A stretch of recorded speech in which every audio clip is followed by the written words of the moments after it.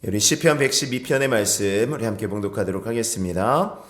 할렐루야. 여호와를 경외하며 그의 계명을 크게 즐거워하는 자는 복이 있도다. 그의 후손이 땅에서 강성하며 정직한 자들의 후손에게 복이 있으리로다. 부와 재물이 그의 집에 있으며 그의 공의가 영구히 서 있으리로다. 정직한 자들에게는 흑암 중에 빛이 일어나나니 그는 자비롭고 긍휼이 많으며 의로운 이로다. 은혜를 베풀며 꾸어주는 자는 잘 되나니 그 일을 정의로 행하리로다. 그는 영원히 흔들리지 아니하며 의인은 영원히 기억되리로다. 그는 흉한 소문을 두려워하지 아니하며 여호와를 의뢰하고 그의 마음을 굳게 정하였도다. 그의 마음이 견고하여 두려워하지 아니할 것이라. 그의 대적들이 받는 보응을 마침내 보리로다. 그가 재물을 흩어 빈궁한 자들에게 주었으니 그의 의가 영구히 있고 그의 뿔이 영광 중에 들리리로다. 아멘. 아멘. 오늘의 시편 112편의 말씀은 111, 112, 113편에서 할렐루야로 다시 시작하고 있죠. 그래서 할렐루야 시편이라는 별명이 붙은 시편입니다. 그리고 시편 오늘 112편의 말씀 보면 복이라는 단어, 이게 복에 대해서 참 많이 말씀하고 있습니다. 우리나라 사람들 복을 참 많이 좋아하죠. 우리나라 사람뿐만이 아니라 복을 좋아하지 않는 백성이 또 어디 있겠습니까? 그리고 또 복을 좋아하는 것뿐만이 아니라 그 복을 받고 싶고 또 복을 누리고 싶은 마음이 있습니다. 오늘 시편 112편의 말씀이 그런 복에 대한 말씀입니다. 우리 제일교회 모든 성도들에게 이러한 복이 넘치는 은혜가 있기를 원합니다. 우리 1절의 말씀 보면 할렐루야 여호와를 경외하며 그의 계명을 즐거워하는 자는 복이 있도다 라고 말씀합니다. 여호와를 경외하며 그의 계명을 즐거워하는 자가 복이 있다. 누가 복이 있다고요? 첫 번째, 하나님을 경외하는 자. 하나님을 경외하는 자. 경외한다라는 것이 무엇입니까? 두려워하고 존경한다라는 것입니다. 그게 이제 복합적으로 되어지는 것이죠. 단순히 무서워한다라는 그런 이야기가 아닙니다. 그 속에 존경심으로 두려워한다라는 것이죠. 우리는 연쇄살인자를 무서워할 수는 있죠. 두려워할 수는 있겠죠. 근데 경외하지는 않죠. 여기서의 두려움은 하나님의 크심을 먼저 내가 알고 하나님의 하나님 되심을 알고 내가 나의 나됨을 아는 거예요. 내가 하나님 앞에 설 때는 참 아무것도 아닌 존재구나 라는 것들을 깨닫게 되어지는 것입니다. 그럴 때 이제 하나님을 두려워하게 되어지고 하나님을 경외하게 되어지는 것이죠. 하나님을 경외함으로써 오늘 말씀처럼 이 복을 받은 사람들이 성경에 몇 명이 있더라고요. 더 많이 있는데 특별히 정확하게 이제 경외함으로 하나님께서 복을 주셨다라는 그런 의미의 말씀을 하는 분들이 몇 분이 계시더라고요. 첫 번째는 이제 우리가 잘 아는 아브라함이죠. 아브라함이 100세 때 이삭을 얻습니다. 그러나 하나님께서 아브라함을 시험하시려고 그 아들 이삭을 잡아 번제로 드리라는 명령을 내리시죠. 그때 가장 사랑하는 아들, 어떻게 보면 눈에 넣어도 아프지 않을 그런 아들. 차라리 자기가 죽으면 죽었지 어떻게 자식을 죽게 할 수 있겠습니까? 그러니까 어떻게 보면 자기의 생명보다 더 귀한 아들, 이 아들을 하나님 앞에 드리려고 합니다. 근데 하나님께서 아브라함을 다급하게 부르셔요. 아브라함아 내 손을 그에게 대지 말아라. 아무 일도 하지 말아라. 내가 네 아들 독자까지도 내게 아끼지 아니하였으니 내가 이제야 하나님을 경외하는 줄을 아노라. 내가 이제 하나님을 경외하는 줄 알겠다라고 말씀하시는 것입니다. 그러니까 하나님을 경외함으로 경외하는 그 믿음 때문에 하나님께서 아브라함을 세워주시고 믿음의 조상으로 또 삼아주신 것이죠. 두 번째 이제 시브라와 부하라는 여인들입니다. 그러니까 출애굽기 1장의 말씀을 보면 애굽에서 이제 요셉을 알지 못하던 새 왕이 일어나게 되어지고요. 또 그 왕은 이스라엘 백성의 수가 점점 많아지는 것에 굉장한 부담을 느끼죠. 그래서 이스라엘 백성들이 이제 특별히 남자아이가 태어나면 다 죽이라는 그런 명령을 이제 산파들에게 내립니다. 근데 그 산파들이 그렇게 하지 않는 거예요. 그 중에 이제 시브라와 부하라는 그 산파들이 가서 남자를 나도 이렇게 죽이지 않는 거죠. 왕이 묻습니다. 왜 그렇게 하고 있느냐라고 물으니까 이 산파들이 이렇게 말합니다. 아, 이스라엘 여인들이 워낙에 건강해가지고 워낙에 아기를 잘 낳기 때문에 우리가 가서 도와주기 전에 내가 다 낳고서는 다 아이를 다 숨겨버립니다. 이렇게 얘기를 하죠. 그것 때문에 그러니까 성경은 뭐라고 말씀하냐면 바로의 명령을 하나님의 명령을 바로의 명령보다 더 두려워하였다라고 말씀합니다. 그러니까 보이는 어떤 바로의 어떤 권한, 바로의 어떤 위협보다 그들이 하나님을 경외하였다라는 것이죠. 그래서 이 출애굽기 1장 21절에 말씀에 보면은 그 산파들이 하나님을 경외하였으므로 하나님이 그들의 집안을 흥왕하게 하신지라라고 말씀합니다. 그들이 하나님을 경외하였기 때문에 그 집안을 하나님께서 흥왕하게 하시고 든든하게 하셨다라는 것입니다. 집안을 일으켜 주시는 복을 주셨죠. 우리가 잘 아는 욥도 마찬가지죠. 욥도 마찬가지입니다. 하나님을 경외하며 악에서 떠난 자였고요. 하나님께서 욥을 가리켜서 야, 네가 이런 사람을 보았느냐? 하나님을 경외하며 악에서 떠난 그 인생이다라고 말합니다. 물론 그것 때문에 여러 가지 어려움들 또 고난들을 만났지만 어쨌든 하나님을 경외함으로 하나님께서 욥에게 갑절의 복을 주신 것을 믿으실 수 있기를 바랍니다. 네 번째, 고넬료. 신약성경에 고넬료를 둘 수가 있겠죠. 사도행전 10장에 나오는 고넬료 역시 하나님을 경외하는 것 때문에 복을 받은 사람입니다.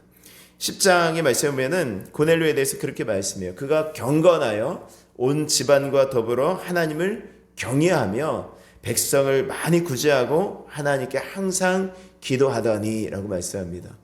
그러니까 고넬료가 하나님을 경외하였다. 그뿐만이 아니라 모든 가정이 하나님을 경외하였다라고 하는데 재미있는 것은 무엇입니까? 그때까지 고넬료는 구원을 받지 못했어요. 예수님을 만나지 못했습니다. 예수님 만나서 구원받을 때는 언제예요? 하나님께서 베드로를 고넬료 가정에 보내셔서 말씀을 전해 주실 때 그때 그 가정에 구원이 임하게 되어지죠. 그러니까 고넬료는 구원받은 경험도 없어요. 근데 들어서 하나님이 어떤 분이신지를 주변에서 아는 거죠. 자기가 다스리고 있는, 자기 나라가 다스리고 있는 그 나라 백성들이 섬기는 하나님을 이 고넬료가 듣고 자기도 하나님을 경외하고 있었던 것입니다. 그러니까 하나님께서 그에게 그뿐만이 아니라 그 가정, 그리고 그 고넬료가 불렀던 모든 사람들, 그 가족 친지들 가운데 하나님께서 구원을 베풀어 주신 것을 믿으실 수 있기를 바랍니다. 하나님을 경외하는 자가 이렇게 복이 있다라는 것입니다. 그리고 두 번째, 어떤 사람의 복이 있습니까? 여호와의 계명, 하나님의 계명을 크게 즐거워하는 자가 복이 있다라는 것입니다. 하나님의 계명을 크게 즐거워하는 자. 근데 이 말씀은 시편 1편 2절에서도 말씀하셨죠. 시편 1편 2절에서도 오직 여호와의 율법을 즐거워하여 그 율법을 주야로 묵상하는도다. 복 있는 사람이 이런 사람이라고 말씀하셨어요. 여호와의 율법을 즐거워하여 그의 율법을 주야로 묵상하는 것. 주의 율법이 무엇입니까? 주의 계명이죠. 하나님의 말씀이죠. 오늘 이처럼 하나님의 말씀을 주야로 묵상하고 즐거워하는 것. 이 말씀을 주야로 크게 즐거워하는 사람이 복 있는 사람인 것을 믿으실 수 있기를 바랍니다. 오늘 이 새벽에도 우리가 함께 하나님 말씀을 읽으며 이 말씀을 즐거워하지 않습니까? 이 말씀이 즐겁게 느껴진다면 복이 있는 것이죠. 이 말씀대로 살아가는 것이 즐겁다. 내가 주님의 길을 따라가는 것이 즐겁다. 이게 얼마나 복된 인생입니까? 오늘 이러한 복이 우리 가운데 있기를 원합니다. 하나님의 말씀은 어제나 오늘이나 영원토록 동일하시죠. 하나님의 말씀은 변함이 없으십니다. 지금도 여전히, 그리고 우리 후손 때에도 여전히 그 하나님의 말씀은 똑같은 하나님의 말씀으로 선포되어지고 모든 삶을 다스리실 것을 믿으실 수 있기를 바랍니다. 주의 계명은 이렇게 변함이 없는데요. 이 세상의 어떤 법들은 자꾸만 변해요. 때때로 막 변합니다. 바뀌죠. 그래서 어느 순간 우리가 알게 모르게 바뀌어진 법 때문에 범법자가 되는 경우가 참 많아요. 법을 어긴 사람들이 되는 경우가. 이제 학원에 불이 나면서 교실 한쪽 벽면을 다 이제 허물고요. 새로 벽을 세우고 이제 교실을 좀 바꿨어요. 구조를 좀 바꾸게 되어졌습니다. 그러니까 학원의 구조를 바뀌다 보니까 이제 조금 더 이제 깨끗해지고 실용적인 그런 부분들이 좀 있었고요. 어쨌든 불이 난 후로 조금 더 깨끗하게 되어졌습니다. 감사하죠. 근데 문제는 그렇게 이제 구조가 바뀌어지면은 교육청에 이제 신고를 해야 되는 거예요. 구조가 이렇게 바뀌었습니다라고 신고를 해야 되는데 구조 변경을 신고를 했더니 어저께 이제 실사 검사가 나왔어요. 근데 구조 변경을 신청하니까 새롭게 적용되는 법에 따라서 이게 검사를 받아야 되는 거, 허가를 받아야 되는 것입니다. 그러니까 이전에는 그냥 별로 문제가 되지 않았던 것이 다시 이제 그게 다 문제가 되는 그런 상황이에요. 예를 들면 어저께 이제 화장실에 대한 문제가 나왔습니다. 화장실이 저희가 이제 계단 화장실을 쓰는데 남녀 공용으로 옛날 건물이니까 따로 구별이 안 돼 있고 남녀 공용 이제 화장실을 같이 이제 썼단 말이에요. 예전에는 그게 괜찮았어요. 근데 지금은 남자 여자 따로 화장실이 구별이 되어야 된대요. 그래서 여기다가 어떻게 남자 들어가는 문, 여자 들어가는 문을 따로 해가지고 들어가서 뭐 따로 어떤 세면대랑 변기랑 이렇게 있어야 되고 이런 것들이 다 갖춰져야 된다라는 그런 이야기를 하더라고요. 그래서 제가 제가 아니 여기다가 이거 어떻게 하냐고. 저는 이렇게 잘 이렇게 얘기했는데 제 아내는 제가 화를 냈다고 그러더라고요. 이제 화를 냈나 봐. 이렇게 막 좀 격양이 좀 억양이 돼가지고 조금 이렇게 막 해가지고 여기다 어떻게 할 수 있냐고 한번 설명을 좀 해주시라고 이렇게 막 얘기를 했습니다. 어찌 됐든 네 뭐 그 같은 공간이 아니더라도 같은 층에 남자 화장실, 여자 화장실 이렇게 뭐 3층 화장실은 남자, 1층 화장실 여자 이렇게 써도 상관이 없다 뭐 이렇게 얘기를 해서 그렇게 이야기는 했지만 그 법이 자꾸 바뀌었다라는 것이죠. 근데 앞으로 10년 안에 이렇게 또 법이 바뀔 수도 있어요. 그렇게 남자 여자 따로 돼 있는 화장실이 불법이다라고요. 왜요? 이제 성적 이런 이런 문제들이 있지 않습니까? 젠더의 어떤 문제들이 있으면서 지금도 뭐 서양의 어떤 나라들, 미국 같은 나라는 이제 그런 법이 생겼다지 않습니까? 화장실인데 남자 화장실, 여자 화장실이 따로 있어도 내가 남자라고 생각하면 여자인데 남자 화장실에 들어갈 수 있는 거예요. 남자인데 내가 여자라고 그 외형적인 면이 전혀 문제가 되지 않고 내가 남자인데 난 여자라고 생각하면 여자 화장실에 들어갈 수가 있는 거죠. 지금도 성중립 화장실이 이렇게 만들어지고 있어요. 그러니까 아무나 그냥 들어갈 수 있다라는 거죠. 그러니까 앞으로 10년 안에 그렇게 될 수 있을지도 누가 알겠습니까? 이제 남녀 따로 화장실에 있는 것이 불법이다. 아무나 들어갈 수 있게 된다. 이렇게 하는 것도 만들어질 수 있다라는 것입니다. 무슨 말씀을 드리려고 하는 거냐면 우리의 법은 지금 이 사람의 법은 시대에 따라서 그리고 사람들의 요구에 따라서 때로는 이 지도자에 따라서 누가 다스리느냐에 따라서 법이 바뀌어질 수 있다는 것입니다. 근데 그런 법을 따르는 것은 사실 별로 즐겁지 않을 때가 많아요.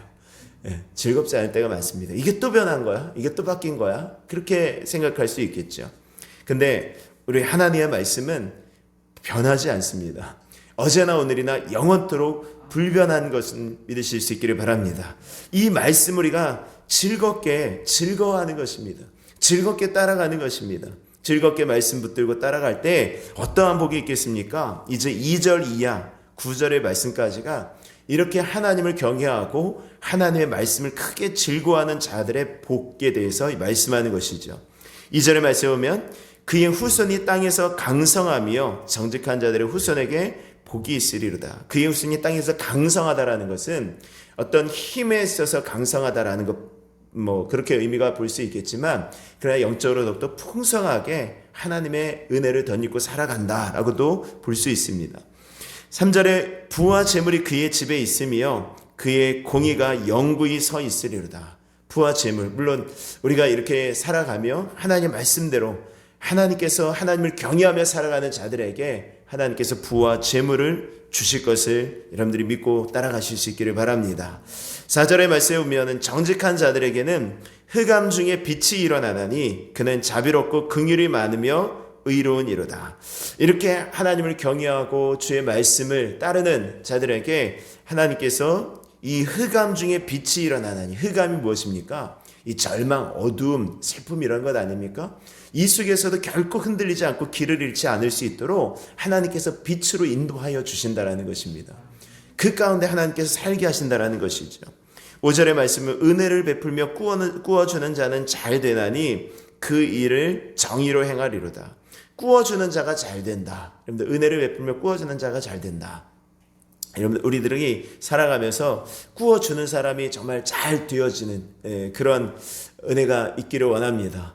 세상은 그렇게 가르치지 않잖아요. 근데는 꾸어주지 말라고, 절대 빚보증 쓰지 말고 이런 거 하지 마라, 이렇게 가르치지 않습니까? 근데 성경은 꾸어주는 자가 잘 된대요.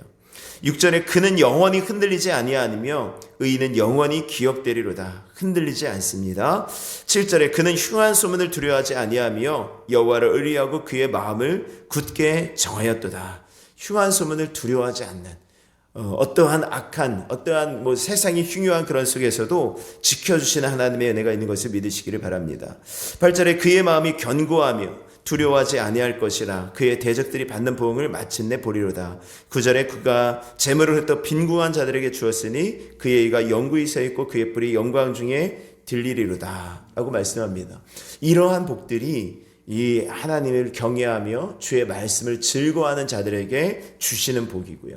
그렇지 않은 악인들은 어떻습니까? 10절에 악인은 이를 보고 한탄하며 이를 갈면서 소멸되리니 악인들의 욕망은 사라지리로다. 근데 이 악인들은 이 1절의 말씀, 여호와를 경외하지 않고 그의 계명을 즐거워하지 않는 사람들이 악인이죠. 나쁜 일을 많이 하는 사람이 악인이 아니라 이들은 이를 갈며 소멸되고 악인들은 기억되지 않는 것입니다. 욕망은 사라지는 것입니다. 오늘 우리 가운데 하나님을 경외함으로 또 하나님의 말씀을 즐거워함으로 우리의 삶뿐만이 아니라 우리의 자손들이, 우리의 후손들이 복을 누리고 살아갈 수 있는 귀한 은혜가 있기를 주의 이름으로 축원합니다. 이런 복이 우리 가운데 있기를 이 시간도 기도하시면서 우리 하나님 앞에 나가기를 원합니다. 우리 시간 찬송 드리시고 우리 함께 기도하겠습니다. 우리 찬송은 285장 우리 찬송 드리시고 기도하겠습니다.